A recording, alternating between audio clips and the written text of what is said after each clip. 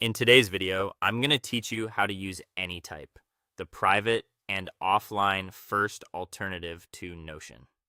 If you're completely new to Anytype, don't worry.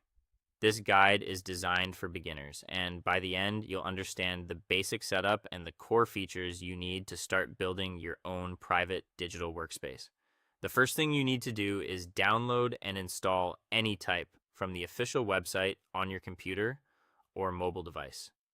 Make sure you're using the official source so you get the latest version and the safest installation experience. Once it's installed, go ahead and launch the app. When you open Anytype for the first time, you'll create your local account by setting a passphrase. This step is important because your passphrase helps secure your data. And in Anytype, that data is stored directly on your device. That's one of the main differences that makes it appealing for people who care about privacy and control. Choose a passphrase you can remember and store it safely. After that, take a moment to get familiar with the interface. On the left-hand side, you'll see the sidebar, which is where you can move between important areas like your spaces, sets, and trash. If the layout feels a little different at first, that's normal. Spend a few seconds clicking around so you can understand where everything lives before you start creating content.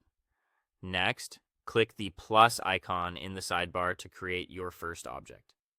In Anytype, objects are the basic building blocks of your workspace. That means a note, a task, or a page can all begin as an object. This structure gives you a lot of flexibility right from the start.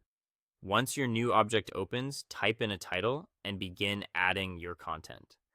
As you write, you can use the / command to quickly insert things like headings, lists, or checklists. This is one of the easiest ways to format your pages without needing to search through menus, and it makes note-taking much faster. To keep things organized, create relations and tags for your objects. This allows you to connect notes together and build a system that works like a personal wiki.